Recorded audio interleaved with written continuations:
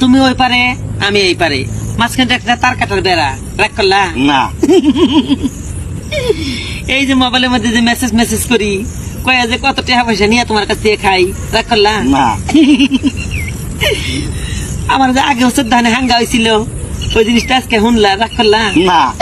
আমার রাগ করে নাই, কিছু নেই, রাগ করতেছে না। আরো যদি তোমার কাছ থেকে টাকা পয়সা খাইয়া যদি ফাঁকি দিয়া তোমার নাম্বার ব্লক করে দেই, রাগ করবা না। তাও রাগ করবো না।